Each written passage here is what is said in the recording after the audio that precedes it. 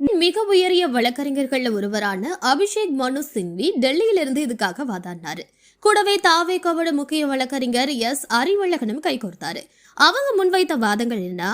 அரசியல் ரீதியா ஒரு அரசை விமர்சிக்க அனைவருக்கும் உரிமை இருக்கு. ஒரு உதாரணத்துக்காக இலங்கை நேபாளத்தை குறிப்பிட்டது வன்முறையாகாது.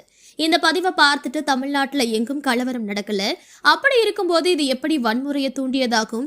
வளர்ந்து வரும் ஒரு அரசியல் சக்தியை முடக்கவே இந்த வழக்கு போடப்பட்டிருக்கு. இந்த வாதங்களை நீதிபதி ஏடி ஜெகதீஷ் சந்திரா அமர்வு விரிவா விசாரிச்சது. ஒரு கட்டத்துல இந்த வழக்கு ரத்து செய்யப்படுற சூழல் இருந்த நிலையில இப்ப மீண்டும் இந்த விவகாரம் விசாரணைக்கு வந்திருக்கிறது தான் சந்தேகங்களை எழுப்பியிருக்கு. இப்ப கேள்வி என்னன்னா, ஏன் பழைய வழக்கை இப்ப கிளறணும்? 2026 தேர்தலை நோக்கி தமிழகம் நகர்ந்துட்டு இருக்கு. விஜயோட அரசியல் நகர்வுகள் ஆளுங்கட்சிக்கும் எதிர்கட்சிக்கும் ஒருவித அழுத்தத்தை கொடுத்திருக்கு.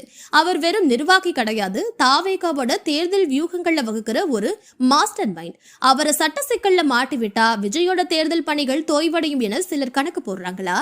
இல்ல ஒரு வன்முறையை தூண்டும் கட்சியா தாவேகாவை சித்தரிக்க இந்த பதிவு ஒரு துருப்பு சீட்டா பயன்படுதா?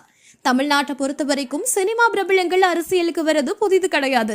எம்ஜிஆர் காலத்துல இருந்து விஜய் வரைக்கும் தொடருது. ஆனா எம்ஜிஆர் காலத்துல இருந்த அரசியலுக்கும் இப்போதைய டிஜிட்டல் கால அரசியலுக்கும் பெரிய வித்தியாசம் இருக்கு. அன்னைக்கு மேடை பேச்சுகள் தான் ஆயுதமே. இன்னைக்கு ஒரு ட்விட் போதும் அது ஒரு கட்சியையே அசைச்சு பார்க்கும். ஆதவர்ஜினா போன்ற படித்த நவீன அரசியல் வியூகர்கள்ல குறிவைக்கிறதுங்கிறது பின்னால் இருக்க தலைமையை குறிவைக்கிறதுக்கு சமம். நண்பர்களே, ஆதவர்ஜுனா மீதான இந்த வழக்கு விசாரணைங்கிறது வெறும் தனிநபர் மீதான விசாரணை கிடையாது. இது தமிழக வெற்றி கழகத்தோட எதிர்கால பயணத்துல ஒரு முக்கியமான மைல்கள். வன்முறைக்கும் புரட்சிக்கும் இடையிலான ஒரு மெல்லிய கோடு இது. ஒரு அரசியல்வாதி தன் ஆதங்கத்தை வெளிப்படுத்த கூடாது, அதுக்கு கூட உரிமை இல்லையா? அல்லது பொறுப்பான பதவியில இருப்பவங்க பேசும்போது இன்னும் கவனமா இருக்கணுமா? இதுக்கெல்லாம் காலம்தான் பதில் சொல்லணும். மேலும் இந்த வழக்கோட அடுத்த கட்ட நகர்வுகளை நம்ம தொடர்ந்து பார்க்கலாம்.